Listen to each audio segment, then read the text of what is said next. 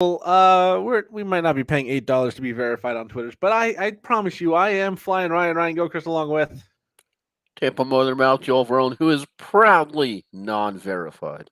Yeah, we're gonna. I'm not big on Twitter, and no. Yeah, We're gonna we're gonna talk about Week 8. We're gonna talk about the trade deadline.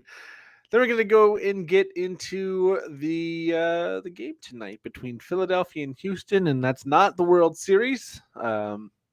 although the Although there is Houston a World Series game. Texans, they're probably praying that the fans pay more attention to the World Series than they do that game, because I know we've had the two most recent Monday primetime games that have kind of gone against what traditional funk was going Yeah. to happen, because we had, oh yeah, the Bears, right? Patriots should easily be able to take care of them, right? And Mm, oh well, okay. Even though the Bengals don't have Jamar Chase, okay, they still have T. Higgins, they still have Tyler Boyd, they still have a pretty damn good offense, so they should be able to take care of the Browns, right? What the actual bloop in hell was that? That was part of my final thought, because good God, I was like, okay, yeah, 20 points from Joe Burrow. Hey, we should be able to do that, right? Oh boy, no. yeah, but that's still Brutal. not my final thought, because it was just, I'm sure you have experienced this type of holy hell, what happened type deal. Yeah. But Um, speaking of holy hell, what happened? How about the 12 players traded most deadline day in last 30 freaking years? Absolutely crazy. And I think we'll say the most surprise name, I think, out of all of these names, that all of a sudden when that trade happened, I'm sure you were just like me. You're like, holy hell, they traded him. But let's start off, of course, with Broncos and Steelers, both they're actually trading one of the more surprising names, Chase Claypool, to the Bears. And there was a trade tracker that I went to that I immediately discarded, and I found an alternate because they said that Chase Claypool went to the Browns. I'm going, I'm went going, to the okay, Bears. Bears. Yeah, That's a right letter, wrong team. But what do you think about Mr. Claypool getting a new lease on life? I mean, I know most years you would not consider the Bears an upgrade from anyone, but from how the Steelers are doing, this is an upgrade for him. yeah. You've seen the Bears offense start to kick into high gear the last couple of weeks. The aforementioned win over the Patriots and the fairly impressive offensive explosion last week against the Cowboys in a loss. Claypool was kind of buried on the depth chart. He didn't really have Mm. the continuity with Kenny Pickett. So a good move for him to get out of town, going to Chicago. He's going to become the number one wide receiver probably by his second week. The first week, they're going to have to learn some of the terminology, some of the playbook. So might not be a great fantasy aspect or asset this week, or maybe at all, because the Bears passing attack is not their forte, but he's going to become the number one fairly quickly. He's a young player with a lot of upside. Maybe he gets that connection with Justin Fields right off the bat, and this Bears offense gets even better. Of course, they're playing Miami this week, so I'm hoping he doesn't help him that much this week. But And I think it's a good deal for both sides. it's more of a DST thing, unless you're into IDP, and that's a special, different kind of pain. I don't know if you've ever tried IDP. Yeah, Good I didn't really God, enjoy it. that, yeah, I didn't either. It's like, if you think it's bad enough when you have to pick offense, kicker, DST, and then when you're like, oh, I have to do each individual position. Good God, yeah. I mean, I think there is almost such a thing as too much fantasy football, and IDP definitely crosses over into that. But for the Dolphins DNT, Bradley Chubb, nice addition. What do you think? Yeah, the Bradley Chubb deal, they did assign him for a 5-year extension today as well. So the Dolphins get a Ka-ching! long-term asset in this trade. They do trade away Chase Edmonds as part of the deal, going to the Broncos, which throws the Melvin Gordon, Latavius Murray timeshare into who knows what. It could be a great thing for Chase Edmonds to get into Miami. He was in the shadow of Raheem Mostert. But for that Dolphins defense, it gets them a pass rusher, something they desperately needed. because they can only apply pressure when they brought the blitz. They need somebody that can get in there. This pairs well with what they've got on that offensive line to hopefully give them some pressure, get some pressure off that back end. The defensive backs need to get healthy for Miami, so there was some hope they would go get a defensive back, but they didn't. But you still have Holland, you still have you have Xavier Howard back there, and you should be getting Byron Jones back relatively soon to help on that back end. So a good move for the Dolphins. They did give up a first-round pick and Chase Edmonds. There were some other assorted pieces in there. It does help the Broncos because they don't look like they're a playoff team at all. They've gotten rid of their first-round pick to go get Russell Wilson. And then Chase Edmonds, like I said, he could come in and be the number one running back for that team who's lost Javonte Williams. So I think it's a good deal for both sides. I think the Broncos got very good value for a guy who is almost certainly going to walk at the end of the year. And the Dolphins get a great pass rusher, someone that can stabilize that defense. And they put a mark by going after such a big name as they're going to be a Super Bowl, at least try to be a Super Bowl contender at 5-3 with an offense that looks pretty good lately.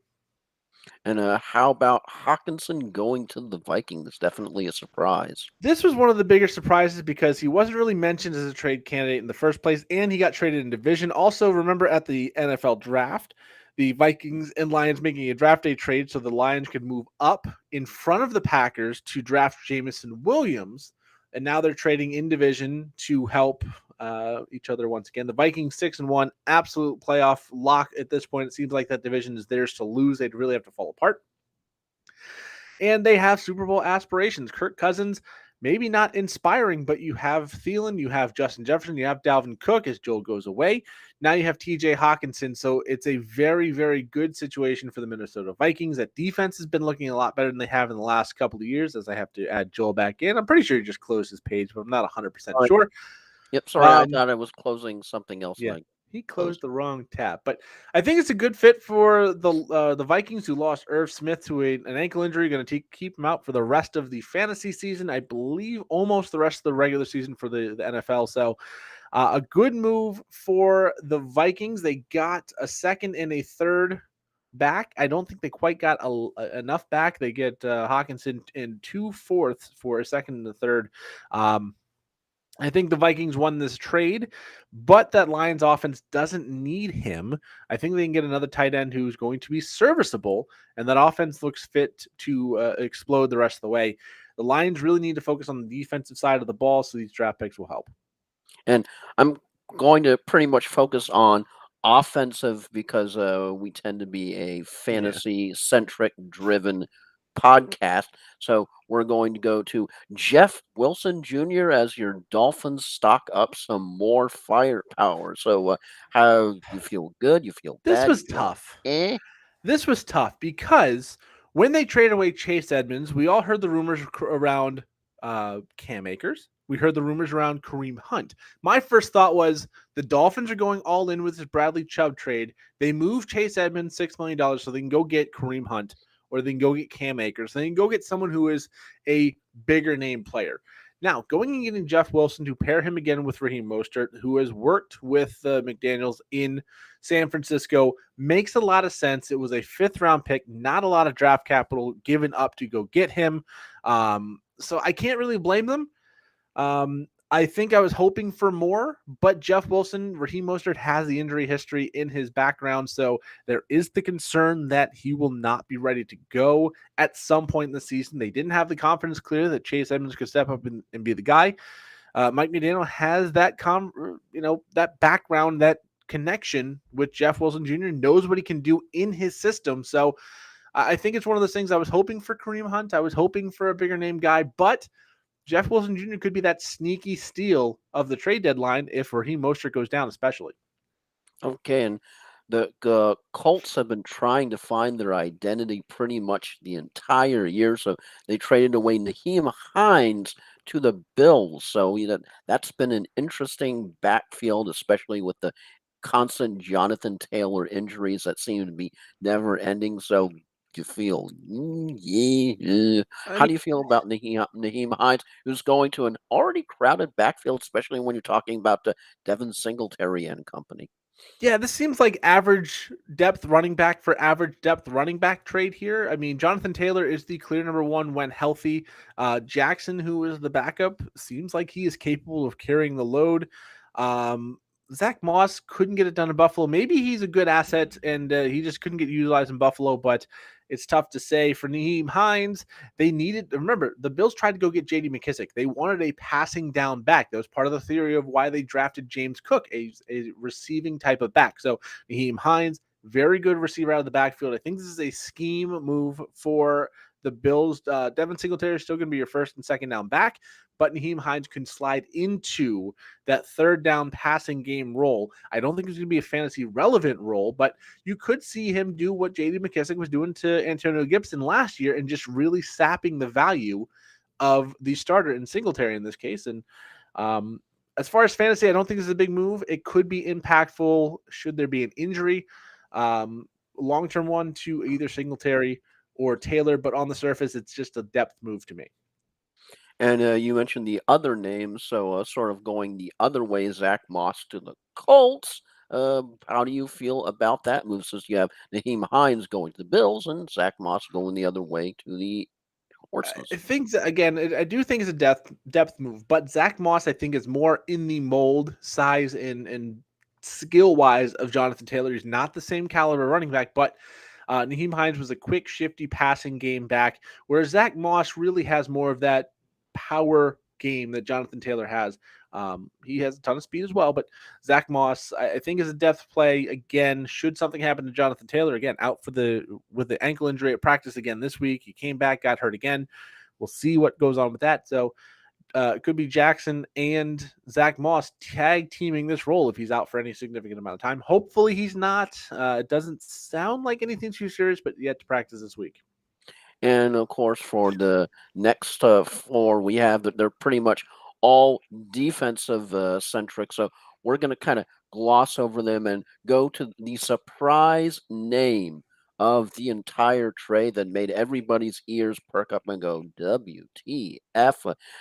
Calvin Ridley, Yep. ironically traded from the Falcons to the team he placed the bet on, the Jacksonville Jaguars. Crazy. And in fact, there was actually a crazy quote from I saw that Calvin Ridley apparently really wanted to end up in Las Vegas. So, yeah, irony of Yeah. ironies. But yeah, so that's kind of crazy, and the whole trade is, of course, congruent on when he's reinstated to what the Yeah. draft picks are compensated for. But that had to be the biggest bombshell surprise, I think, of the entire draft. Is everybody was just like, "Well, wow, wow, wow, wow," when Yeah, all of I a don't sudden think when that anybody happened.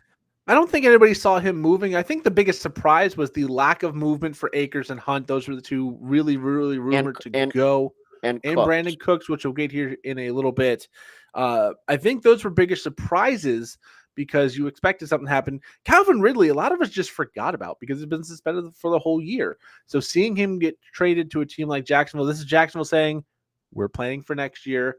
We don't have the especially when teams you ready to have compete. Atlanta not wanting to really give him up during the actual year last year. Now all of a sudden something must have changed behind the scenes. I think Atlanta, I think they like what they have in Pitts and London. I think they're probably just saying, you know what, this guy has been a distraction in the past. He's been inconsistent with his mental health, and maybe they just want to avoid the risk. They can go and get something for him now. Maybe they could get more now than they could last year because their suspension is halfway run through as we're into week 9 now of a 18-week season. So it's very possible they just said, now's the time to make this move. It's time to get something back for this player, and it's time to just part ways. Jacksonville gets a very talented wide receiver. They can pair that with Christian Kirk. They can pair that with Zay Jones, Marvin Jones. They've got players there. They've got Evan Ingram, who's been good. Obviously, Etienne and Lawrence from Clemson, the young players. It could be the start of a very good offense if Calvin Ridley comes back to what he was expected to be before the suspension and the mental, I don't know what you want to call it, mental breakdown that caused him to walk away from football in the first place. But it's a low risk move for Jacksonville. It is definitely for down the line, not this year. Um, it's hard to say who wins this deal until we see what he is when he comes back. Yeah, because is he what he used to once was, or was he a shadow of his former self? Speaking of shadows of their former selves, let's jump into the injuries. Is Michael Thomas to undergo toe surgery, likely to miss the rest of the Oh 2022 yeah, NFL season? did you see the with all the Halloween costumes that they've been coming out with on social media? You have Michael Thomas includes easy breakable limbs, all of them, ominous tweets, playbook, all slants, slideshow, Bob wig, 52 weeks of paid sick time.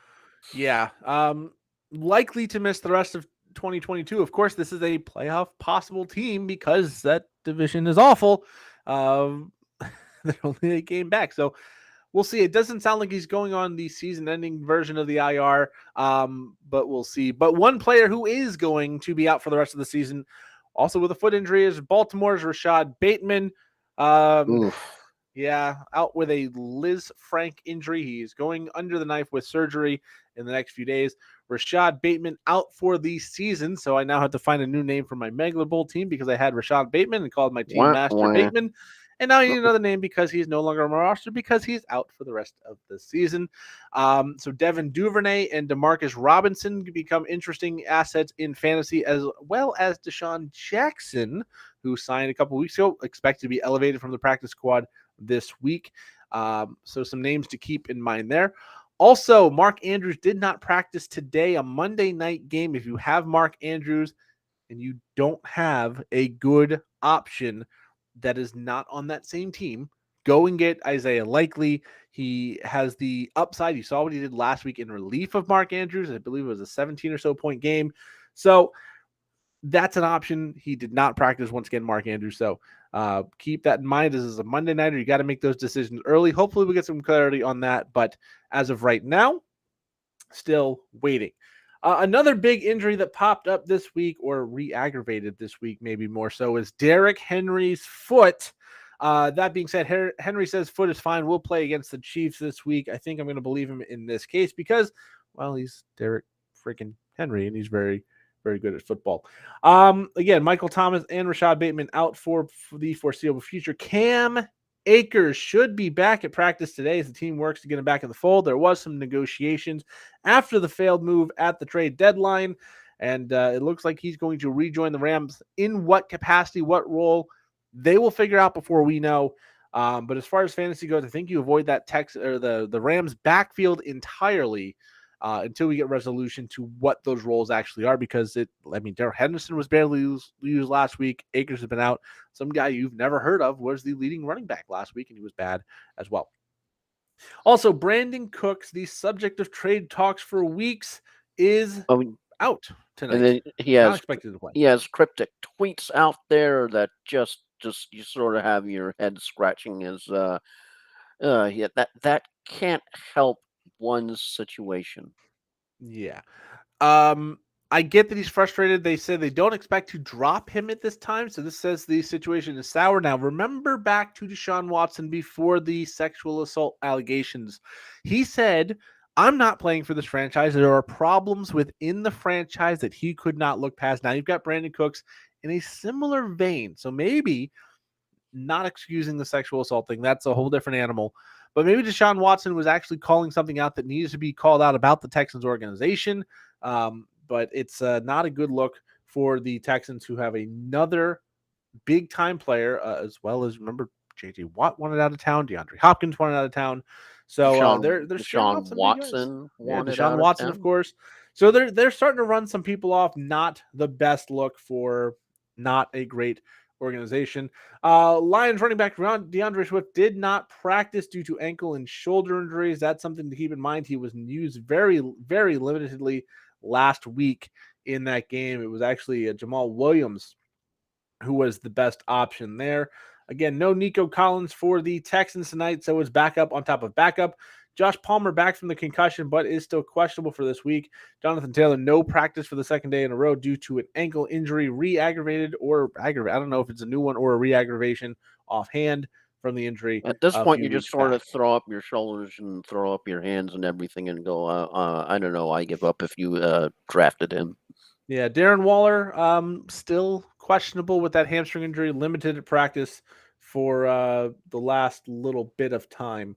Hopefully he comes back because the Raiders definitely need him. Cooper Kupp did not practice today, but did participate in the walkthrough with that ankle injury. Expected to play this week, but ankle injuries are tricky. A little wrong step, and he could be out for a much longer period of time. I Yeah, believe some that is the news of today. follow-up appointments. Jamar Chase, of course, the right hip injury, still out week 9.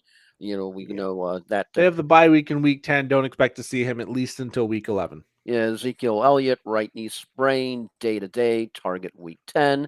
Debo Samuel, of course, the hamstring strain, target week 10 plus. Mike Williams, right high ankle sprain, Ooh. target week 11 plus. This Cordell, is interesting. Before we go to Cordero Patterson, two updates from the Chargers just coming through. Chargers receiving Keenan Allen hamstring did not practice on Thursday. hmm, He did have a re-aggravation in the bye week.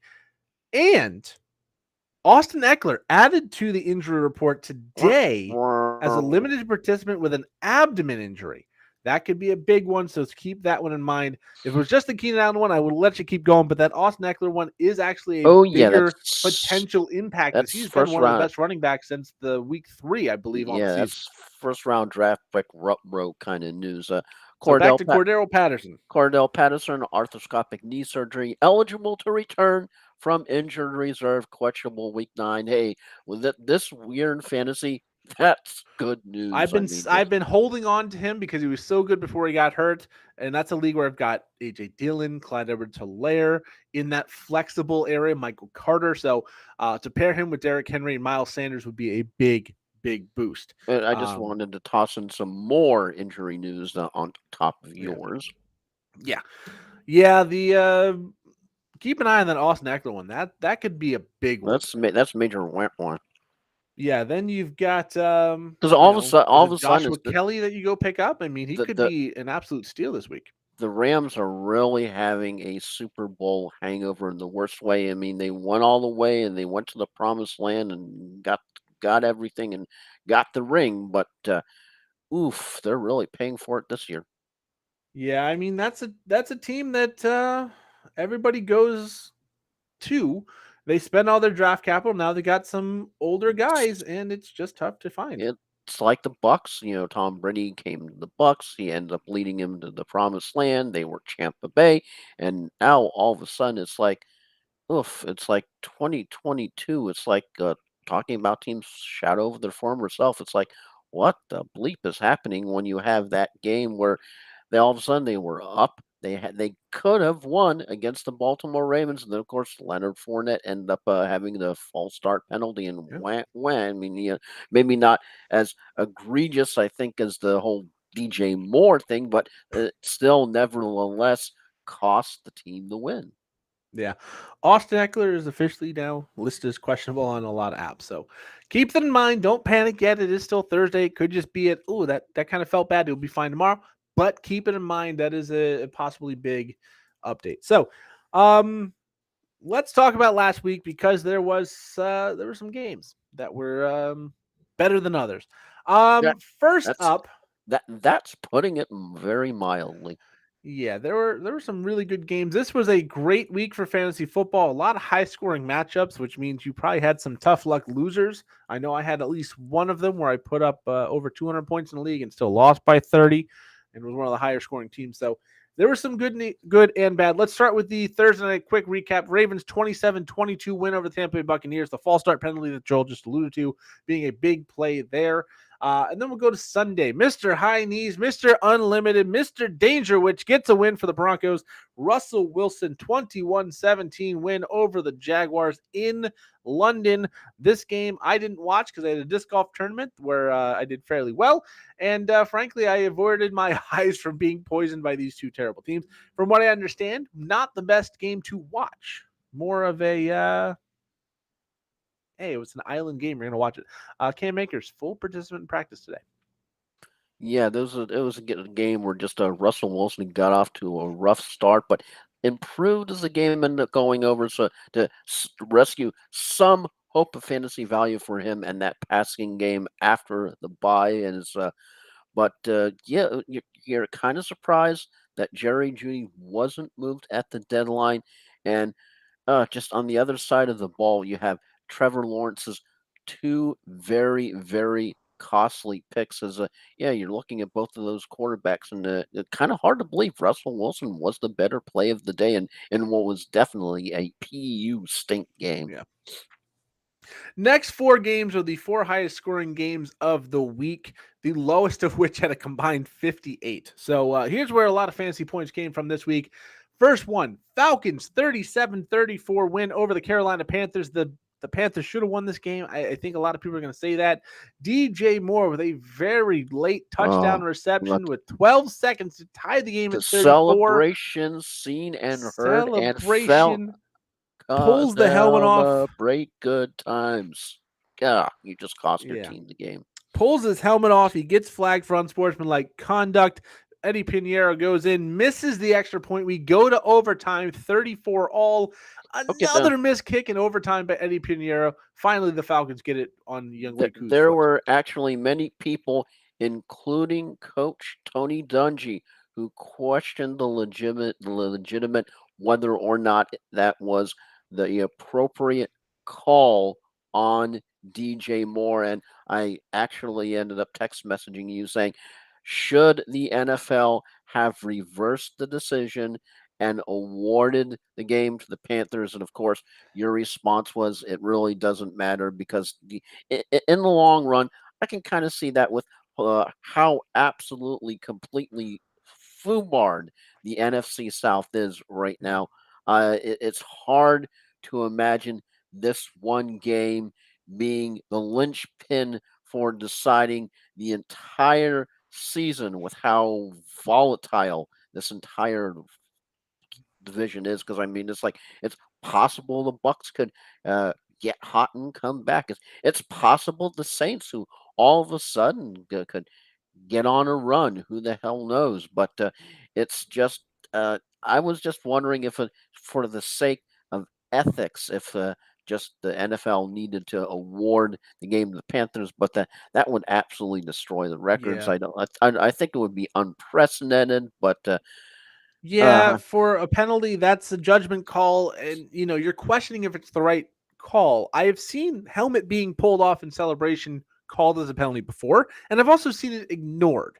So it's tough to say whether it was the right call or the wrong call. By the letter of the law, it probably was the right call. Also, don't miss the extra point. It's not like they said, okay, you don't get the points for the touchdown because of this. It's not like they said they pushed him back 50 yards. He missed a 48-yard extra point, and then he missed a kick in overtime. So, as people want to blame DJ Moore, let's throw some blame at Eddie Pinheiro for missing the extra point and a 32-yard field goal in overtime. As an NFL kicker, you have to hit that 32-yard field goal no matter what, and that's a big thing there too. We also have other officials who I think the Seattle Seahawks game penalized the Seattle Mariners. Yeah, I got nothing on that one. But a Falcons win gets them to 4-4 and solo first place in the division. Next up, the highest scoring game of the NFL season so far, 78 combined points between the Cowboys and the Bears. 49-29 win for the Cowboys, moving to 6-2. The Bears offense has looked much better of late. Justin Fields still making a couple mistakes, but on the ground looks like he's gotten it going. The Bears might be figuring something out offensively, but the Cowboys, Tony Pollard looked every bit of what we could have hoped for with Ezekiel Elliott out. We'll see how it goes going forward. I know Jerry Jones said when Zeke's healthy, he's our guy. We'll see if that's the case because it's really hard to argue with Tony Pollard's usefulness. Also, Khalil Herbert out gaining David Montgomery this week. I believe the touches were almost equal. I don't know if it was equal or one just a little bit more than the other, but keep that in mind for fantasy purposes as well. But the Bears look a lot better. They're 3-5, but they still have a long way to go to be a contender. But the Cowboys 6-2, really cementing themselves as one of the elites in the NFC. Yeah, you had a lot of positives from this game. Justin Fields took another step forward as the team added Chase Claypool, as we discussed at the start of the show. You have, of course, Tony Pollard, who had himself a day that I'm sure won many, many matchups, going, oh, okay, who am I playing against? Tony Pollard, you just sort of like, yeah, I lost. As Yeah. sort of like if you had to go up against CMC, and they're like, oh well, how did you're like, holy, a whole bunch of This experts was a good that week for running backs. I believe Tony Pollard was the running back 5 on the week, and he was fantastic. And that may have been pushed back because of Nick Chubb. I'd have to double check. And Dak Prescott seemed to be more like his former self before the injury, which is definitely good. And hallelujah! If you started Dalton Schultz, you were like, yes, actual tight end production. Holy crap! I'm in denial. Tight end production. You're looking at, you're going, oh wait, it's not a 0 or a 1. Oh, it's actual tight. I'm just there are so many weeks I've started Dalton Schultz, and you're just like you're going, okay, another goose egg, and it wasn't a goose egg. So a lot of positives coming out from this game. Yeah, Tony Pollard, either the running back 4 or the running back 5, be either in front of or behind Deontay Foreman, based on PPR. They finished Oh point 4 yeah, points apart. So Deontay Foreman had a nice week yeah, there. he was Yeah. very good. The next game, we're not going to talk a whole lot about running backs because it was 58 points combined between the Dolphins and the Lions, but it was really all the passing game. Dolphins win 31-27. Tyreek Hill on pace for almost 2,000 yards on the season as of right now. Him and Jalen Waddle first and fourth, respectively, in receiving yards on the season. The Lions still look very good offensively. They got the job done, but the Dolphins defense clamped down big time in the second half. It was 21-7 at one point in favor of the Lions, and then a 24-6 stretch the rest of the way gets the Dolphins the win. They moved to 5-3. The Lions fall to 1-6. This is a win the Miami Dolphins could not afford to let slip through their hands, and they got the job done. We were expecting big things from Raheem Mostert, from Mike Gesicki, who got a touchdown. We knew somebody was going to fall short. It happened to be Mostert this week, but Tua looked fantastic. Hill, Waddle, Gesicki all look dangerous. So a good move out there for the Dolphins, looking good against the Lions. And for the Lions, especially if you had either St. Brown or DeAndre Swift, I had DeAndre Swift. You were definitely pleasantly surprised to see the return, especially with the previously week that was an absolute complete clunker and a stinker. And yeah, you just sort of wondered what happened to the Dolphins' pass defense. You're like, you kick your pass defense is back. Well, yeah, probably why they traded Yeah. for Chubb. So it's like, yeah, Yeah, some injuries in the back end don't help, but we need a yeah, pass rush. Bad. trust me, being a Bucks fan, I definitely know about injuries, especially when you're going, hey, Yeah, we'll Shaq get to Barrett's that. doing pretty good, and Shaq Barrett's down on the field.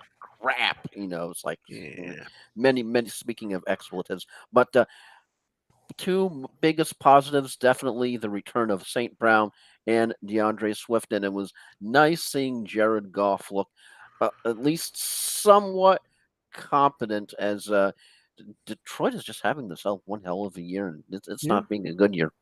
Yeah, I'm not sure if the Lions at the end of the season when they go to the draft have to look at quarterback. Jared Goff has been just fine. They've got enough weapons. That defense is atrocious. They might be better off trying to trade their first round pick that's going to be fairly high up, get a cachet of assets later in the draft, and just try and go and get defense. Or you can try and get Jared Goff's replacement, and maybe you're better off. But I think that defense is a bigger weakness. All right, next up, Vikings 34-26 win over the Cardinals. Good weeks for Kyler Murray and DeAndre Hopkins, but a better week for the Vikings as Dalvin Cook had a decent week. Justin Jefferson looked good. Adam Thielen did have one of his better weeks of the season. The Vikings moved to 6-1, clear dominance right now. 3.5 games up on the Packers and the Vikings in that division. I don't see there being a threat in the division. The Vikings look like a team that's just kind of trying to get that number 1 seed at this point. They need the Eagles to falter at some point, but they got a shot still. Yeah, as you just sort of have to wonder what's going on as you have of course Hawkinson traded, so it's sometimes you have lots of questions, and Yep. sometimes the questions don't have answers. Yeah, the Vikings getting better and the rest of the division not showing up. So good news for the Vikings. Next up, the Saints win 24-0 over the Raiders. The Raiders did have the flu go through their building, and it looked like they were sick on the field still. Devontae Adams, next to nothing. Derek Carr ended up getting benched. Josh Jacobs' his worst performance of the season after a first, a third, and a first overall performance at running back the last 3 weeks before this. I think you chalk the Raiders' performance up to the illness. No Darren Waller that was going through their building. And the Saints, even though no Marshawn Lattimore, shut down the Raiders' offense. They looked solid. Andy Dalton didn't turn the ball over like he was in previous weeks. So the Saints go to 3-5. They're a game behind the Falcons. Anything can happen in that division because it is just a very bad division. And the Raiders, this was the stretch of games they had to win a bunch of. Losing to the Saints, not the best thing for them. Hopefully they'll be healthy next week because, they need the win now. Because you think I wondered, did the Raiders offense like forget to set an alarm or like what? Because anytime that you can make Andy Dalton look that good when you're missing Michael Thomas, Jarvis Landry, and on defense, Marshawn freaking Lattimore, and Las Vegas just puts up a goose egg. It's like, okay, you scored as much as the teams on the bye. Good Yeah. job. Uh, Side note, Chris Olave is a very good player. If you don't know. Oh, Alvin Kamara, 3 touchdowns. Welcome to the party. Finally getting to the end zone. He was the running back Yeah, one that was pretty on the much week. the playbook for Andy Dalton. Oh, okay, let me just give it to Alvin Kamara somehow. It's Yeah. nice to see the resurgence of Alvin Kamara, and it was interesting to note that he was definitely shopped after by some teams, but he actually wanted to stay in New Orleans, so it's kind of nice seeing some hometown loyalty. Yeah, that was a good thing to see. Next up, Patriots 22-17 win over the Jets. We actually both had this one, even though the Jets had a better record. I believe the Brees Hall injury is going to have a psychological impact beyond just the physical. The Jets really couldn't get anything going in this game. The Patriots couldn't either, but they did a little bit better on defense. Really not an entertaining game to watch, and not a whole lot here to talk about because it was just kind of bad football throughout. But Patriots get a much needed win, go to 4-4 in a very, very deep division. Yeah, it's pretty much the Ramondre Stevenson, Jacob E. Yeah. Myers show. If you know that you had any shares of Damian Harris, who were probably once again somewhat frustrated, as seems the game script definitely seems to favor Stevenson more than the other, and it's just, yeah, like you said, Brees Hall, when you have that significant of an injury of all of a sudden a player who just is emerging from the depths to become the equivalent of a first round performer, and all of a sudden something brutal like that happens, it can legitimately take the psychological wind out of your sails and like just all of a sudden and plus, you also have the history between Belichick and the Jets that he tends to some reason always tend to like to want to rub it in their nose and coach and just somehow get a win just because of their personal history. Yeah. All right. Garrett Wilson, a good week for the Jets as well. Next up, Eagles 35-13 win over the Steelers. 3 touchdowns for A.J. Brown, 4 for Jalen Hurts. So they were monsters this week. Miles Sanders got the extra touchdown there. The Steelers looked bad. They did trade away Chase Claypool, 2-6. Looks like a losing record for the first time in Mike Tomlin's tenure is on the way. Eagles go to 7-0. They get to play tonight against the Houston Texans, one of the worst teams in football.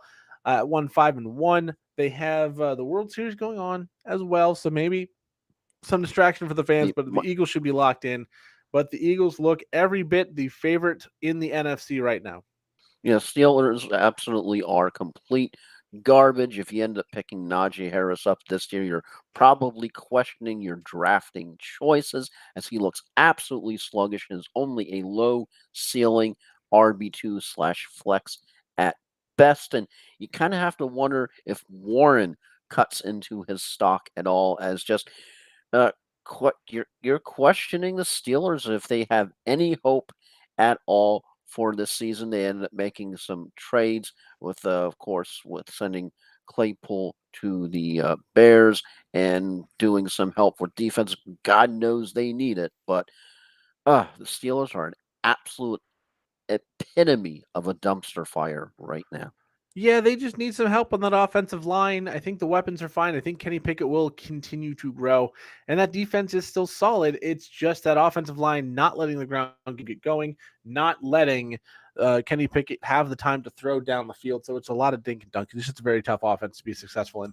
Next up is the Titans 17-10 win over the Texans. You might think, well, that's a low-scoring game. How'd that happen? No Ryan Tannehill. It was Malik Willis's first start, only threw 10 passes, but Derrick Henry, no, our running back 3 on the week, by the way. Over 210 yards rushing and 2 touchdowns was the running back 3 on the week because of Alvin Kamara and a player we'll get to shortly. He looked every bit as good as the old Derrick Henry. He has got 4 games against the Texans in a row with 200 yards rushing and 2 touchdowns. He is the now co-leader in NFL history for 200-yard games on the ground with 6. Again, 4 of those coming against the Texans, and he plays the Texans again this year with that streak intact. He has a chance to break the NFL record. Derrick Henry, very, very good. Dameon Pierce, not a bad week, but you were hoping a little bit better. Did get a garbage time touchdown to salvage his day, but that was about it. And also, while we're on topic of the Texans officially, no Brandon Cooks, no Nico Collins tonight. Yeah, as you know that Damian Pierce is pretty much the future of the Texans for right now for their Yeah. offense. And the general question is what is the future for Brandon Cooks? Yeah, we'll find out.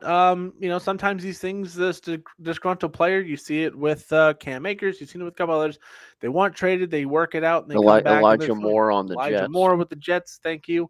Yeah, it happens sometimes. So we'll see if that happens with Brandon Cooks. I do not expect him to stay long term in Houston. I think there's more of a systemic issue, but we'll see. It's a tough situation to observe from the outside, but Houston falling to 1-5-1 has definitely a good shot at that number 1 overall pick. Next up, Colts blow a lead to the Washington Commanders 17-16. The Commanders 3 in a row, winning, getting to 4-4. It's tough for them because they're in the NFC East where they're 2 games back of third place, being the Giants. And they're looking a lot better. You're seeing a 3-headed monster in the backfield. So not a whole lot there, but Terry McLaurin looked very good this week. Taylor Heineke looks decent. Sam Ehlinger's first start, not great. And then the Jonathan Taylor injury definitely did not help. The Colts fall to 3-4-1. They've been swept by the Titans, who are 5-2. I think the division race is given a lot of football left to play, but for all intents and purposes, the Titans would have to fall apart long term throughout the rest of the season to blow what's essentially a 3-game lead right now. And Taylor Heineke was quiet for most of the game, but he led a game-winning touchdown with the deep ball to Terry McLaurin at the 1 in a plunge to take the game in the final seconds and to help salvage his fantasy day. And Antonio Gibson, there was some concern earlier in the Yeah, season, see is that. outplaying Brian Robinson Jr., and it looks like the coaches realize it as Gibson's passing game role gives him RB2 value, at least in PPR leagues. So yeah, it's kind of crazy how all of a sudden the Washington Commanders, who you were kind of questioning, uh, now all of a sudden look like they could somehow maybe sneak into the back door of the playoffs. Good Yeah. God, is that possible? As the Colts, all of a sudden, who they traded for Matt Ryan, as Baker Mayfield may be going. I think maybe I'm glad, as rough as it is in Carolina, maybe I'm glad I didn't go to Indian.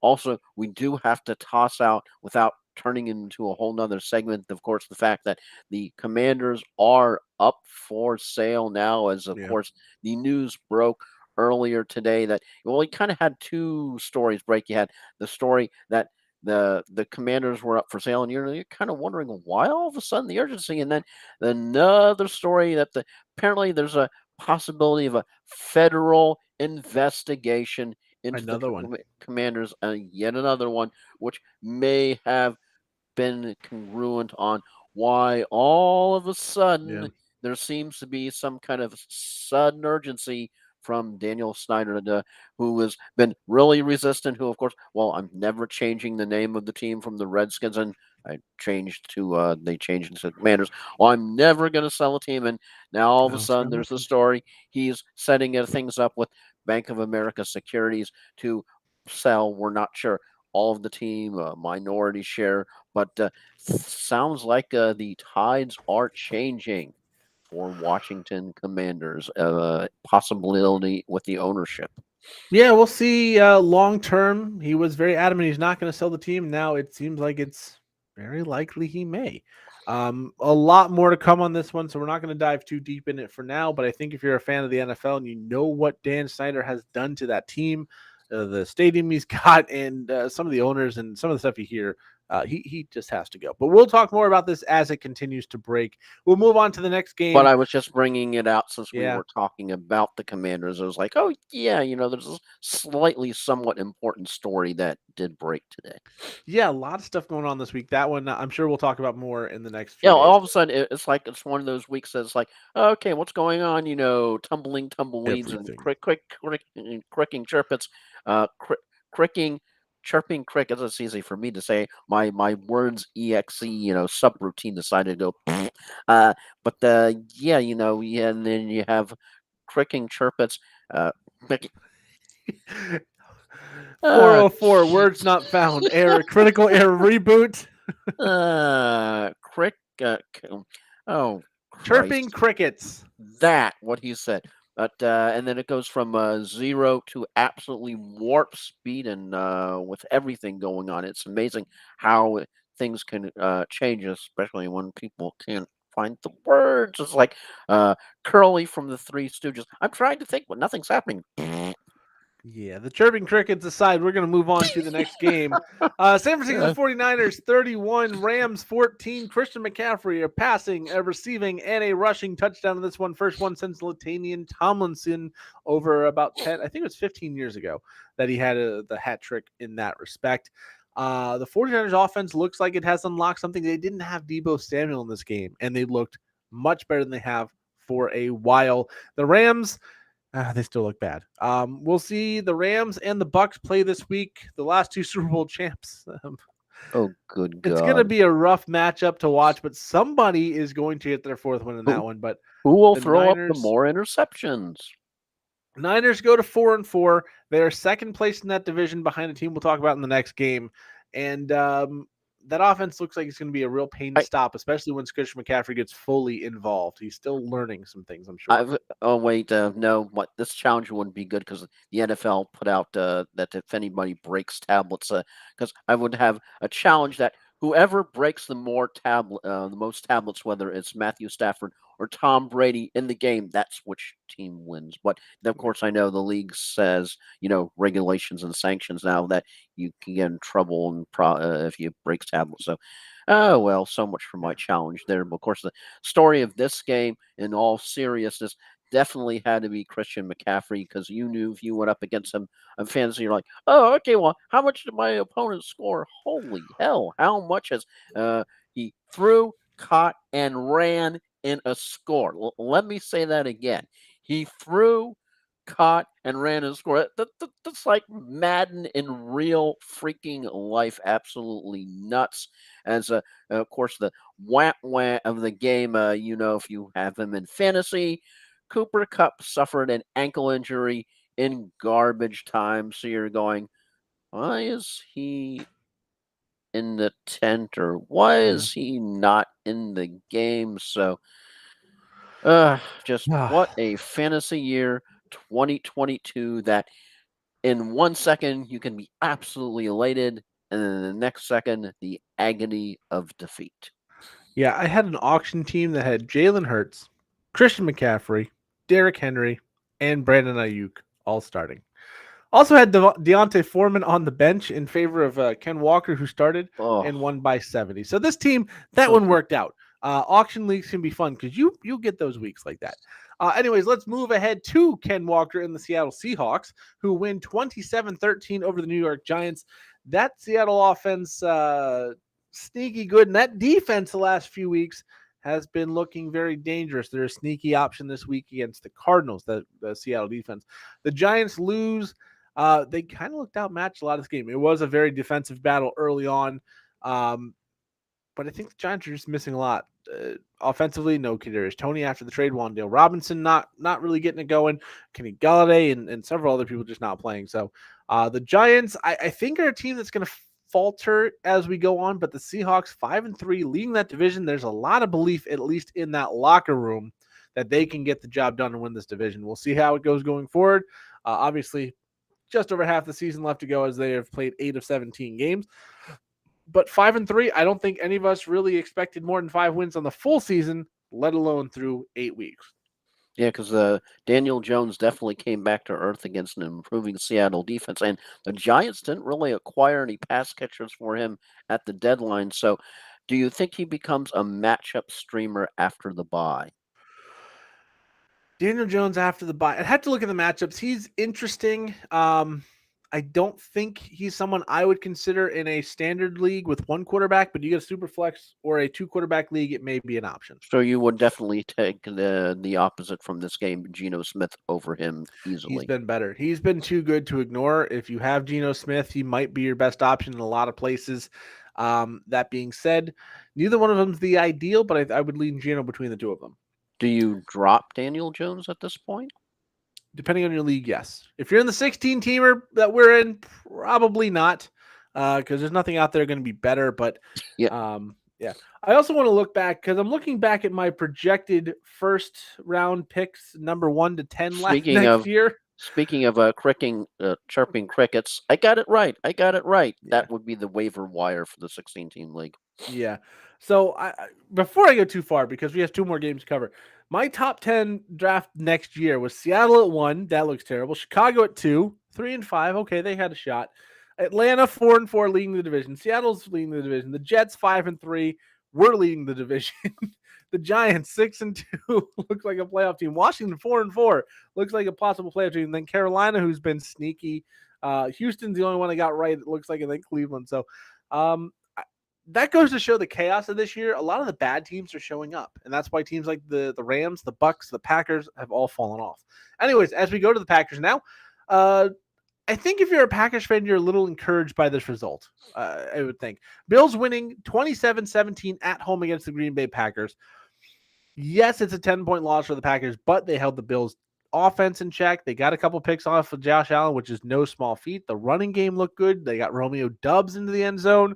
Dobbs had his a very nice touchdown catch, a couple very nice catches in this game, showing back up. I know I've got him in the 16-teamer and Aaron Rodgers, so hopefully that connection keeps going forward as they play Detroit this week. A very good matchup.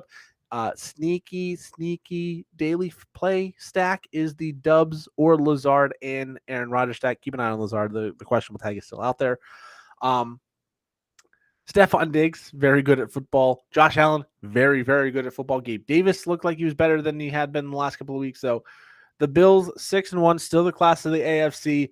But I think as a Packers fan, you start to see signs of life, at least, from this game. Because looking at both sides of ball as far as rushing goes, you have the Packers finally struck with the run, and if you have A.J. Dillon, you were feeling a little bit better this week than the previous week before, and it was successful. We'll see if that carries over against the very woeful Lions, and they are more than woeful. And then on the other side of the rush attack, the Bills, you have Devin Singletary ran well. James Cook had the larger role coming out of the bye. But of course, the team traded for Naheem Hines. So Singletary is still the best start, but Hines could have some value if he snags some snaps in the slots in addition to the backfield. And of course, that tends to wonder what happens with James Cook as all of a sudden this becomes a 3-headed monster of a running back committee. Yeah, I think it's going to be Singletary as the one, then a split between that. But the Bills 6-1 leading that conference looks very good right now. Then we go to the Monday night of the Halloween game between 2 teams that are orange and dark. That was definitely a trick for it was a definite trick. Cincinnati Bengals. My picks were going really well in a confidence pool, and I'm like, oh, Cincinnati's going to pound the Browns. And there was a pounding, but it went the dog pounds way. 32-13 win for the Browns. Sorry. 11-0 at halftime. They were saying, oh, the Bengals haven't given up a touchdown in the second half. They gave up 3 this time as the Nick Chubb just is insanely good. Amari Cooper and Donovan Peoples-Jones, both fantasy relevant. Jacoby Brissett was good. You got garbage time out of Tyler Boyd and T. Higgins to salvage the day. Joe Burrow, not great. Joe Mixon was flat out bad.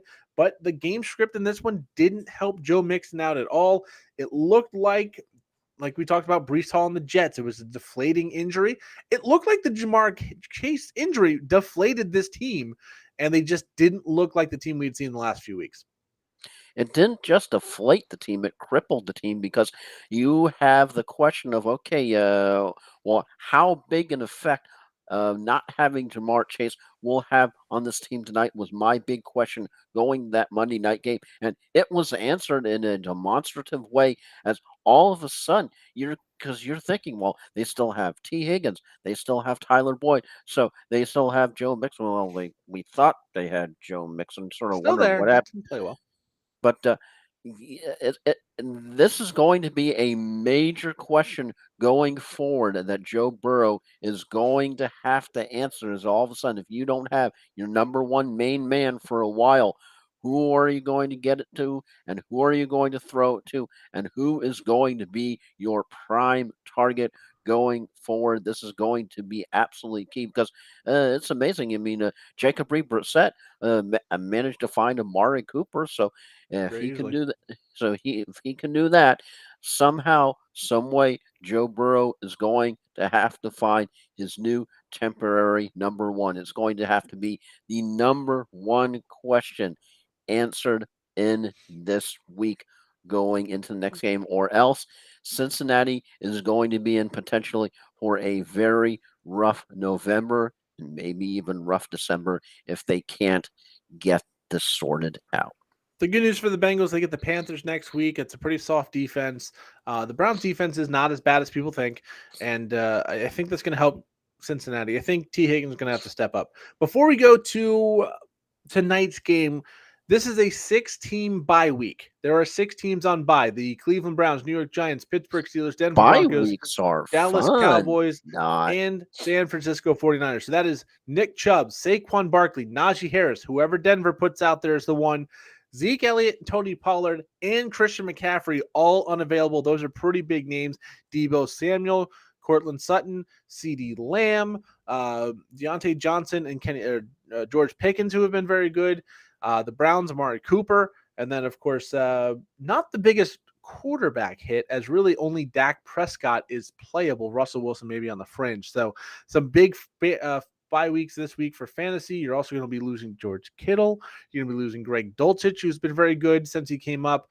You're going to be losing Pat Fryermuth and Dalton Schultz. So a lot of fantasy options not going to be available this week. Calling that out before we start the preview of week number 9 with the undefeated Philadelphia Eagles going into Houston to play the Houston Texans, who are 1-5-1. The Texans have fought and been close in a lot of games. The Eagles have dominated a lot of games. For the Eagles, you're going to be playing Jalen Hurts. You're going to be playing Miles Sanders. You're going to be playing A.J. Brown. You're going to be playing Dallas Goedert. You're probably going to be playing Devontae Smith. Anybody for the Eagles, including the defense and kicker, are going to be very good options. For the Texans, I think it begins and ends with Dameon Pierce, but with the wide receiving options not being at full strength, the Eagles might be able to sell out and shut him down. I don't know a lot of people who are going to have better options than Dameon Pierce once you get to your flex area. We'll see. So keep that in mind. Dameon Pierce could be not your best option this week, even though he's a very good player, just because of those injuries around him.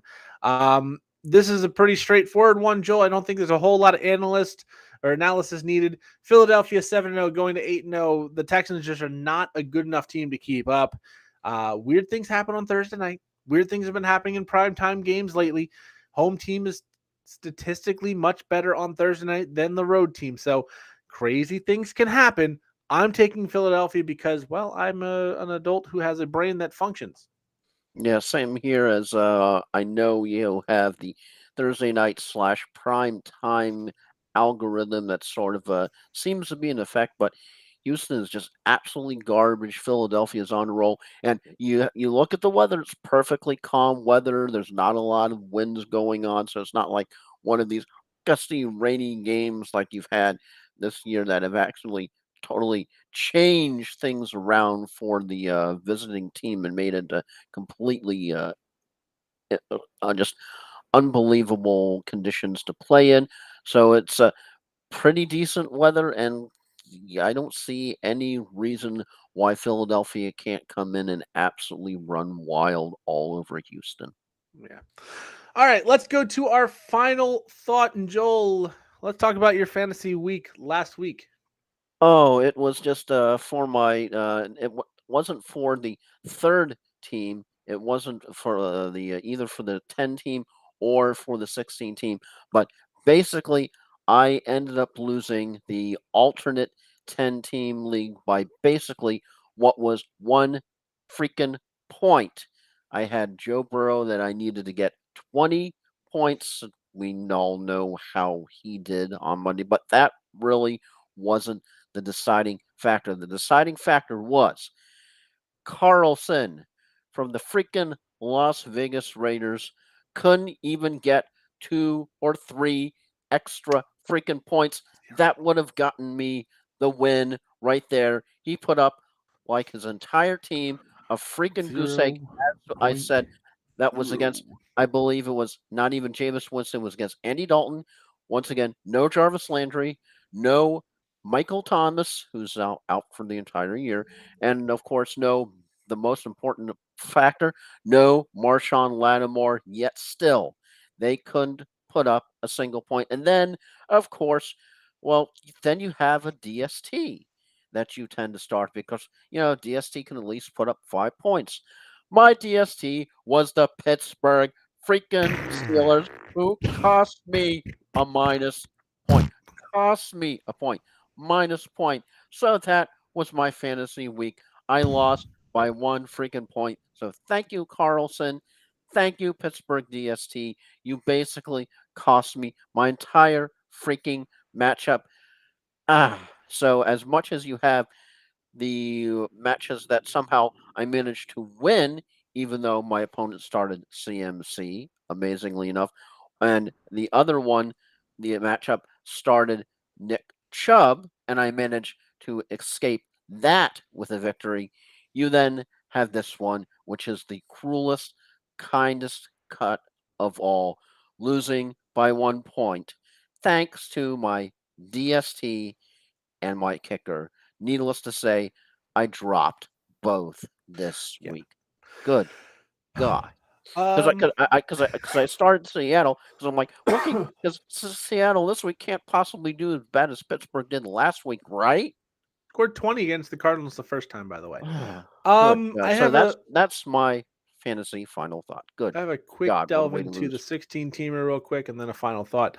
I am 6-2 in the 16 teamer. I am fourth place. Joel is 4-4 and in eighth place. We're both right now in playoff position. I don't call that out to brag.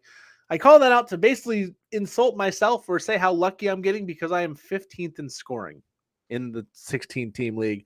And I mean, I don't know how I'm 6-2. I don't deserve it, but I am. Anyways, back to the final thought. There was something going around on social media this week about the fallout from the trade with the San Francisco 49ers and the Miami Dolphins for Trey Lance that ended up being all those draft picks that turned into several players. However, this actually still ties into the Laramie Tunsil trade from 2019. Laramie Tunsil may be the most impactful player in Miami Dolphins history. Joel, let's go down memory lane. The Laramie Tunsil deal originally was trading 2 firsts and a Wasn't second. there involving some sticky icky? I believe. That was the draft himself. He had a gas mask where he smoked. Anyways, so 2019, Laramie Tunsil was traded for 2 first round picks and a second rounder, also with Kenny Stills. In the fallout from that trade, here are some of the notable players. Tackle Julian Davenport, defensive back Johnson Batamosi, not the biggest names. First round pick from a couple years ago, Noah Igbenogany, who made the game-winning touch interception against the Steelers 2 weeks ago. A wide receiver you may have heard of in Jalen Waddle, who is right now fourth in receiving in the NFL. They drafted with one of those draft picks This is from trades stemming from that trade as well. Javon Holland, who's one of the best safeties in football. They also used the first round pick that they got from the Niners to go get Bradley Chubb, who we already talked about. They also used another first round pick they obtained from trade subsequently to get Tyreek Hill. Also, Channing Tindall and Eric Ezukanma, who is a rookie wide receiver, hasn't done That's anything easy yet, but for you to say. it's a name. Noah Igbenogany, I nailed. Eric Ezukanma, I didn't. But Igbenogany, Waddle, Holland, Tyreek Hill, and Bradley Chubb, all stemming from the trading of an offensive lineman. Not to mention, I'm pretty sure the number 5 overall pick that we drafted Tua with was part of it. I believe. I could be wrong on that.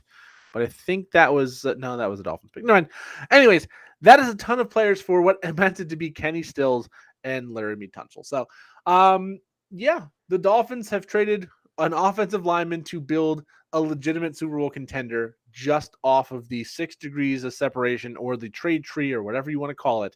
And oh, by the way, you might think, hey, the Dolphins have to be out of assets from this trade, right? Nope, that 5th round pick in 2025 they just got from the Bradley Chubb trade is still in there. So this is not done. They will draft or trade this pick away and get something else going down the line. Who knows what it will be. So credit to GM Chris Greer, who is the Dolphins general manager, brother of Mike Greer, the San Jose Sharks general manager, and the family who has way too much control over my happiness in the sports world. A good job by him, though, building this team with basically one trade. So anyways, that's our time. I am Flying Ryan Gilchrist along with Tampa Motormouth, Joel Verlin. and we'll be back either tomorrow or Saturday. We'll look back at the game tonight, see if the Eagles did manage to stub their toe somehow. We might have a World Series winner if it's well, no, I don't think I think Game 6 is Saturday at this point, so we probably won't have a game World Series winner unless this gets pushed back to Sunday. And It's then we'll not look as ahead to long. Week 9. It's not as long as the NBA, but close. No. And then we'll look ahead to the rest of Week 9 and talk about the fantasy options for this week. Big bye week. Keep that in mind. If you if you're like everybody else, it's going to be a hard week to piece together a lineup. But best of luck to everybody out there, except for my opponents. Go after those names that you might have not heard of, but those are the names that will all of a sudden show up late and end up winning you your fantasy playoffs or get you into the fantasy playoffs. Because usually, one thing I've learned is the last 3 weeks, all of a sudden, they're names you never even heard of. You're like, Justin Jackson, Rex Burkhead were massive last year. Keep in mind, Austin Eckler with that abdomen injury, if he misses time, it's Joshua Kelly next man on deck, and he's going to be on your waivers for everybody. So keep that in mind. And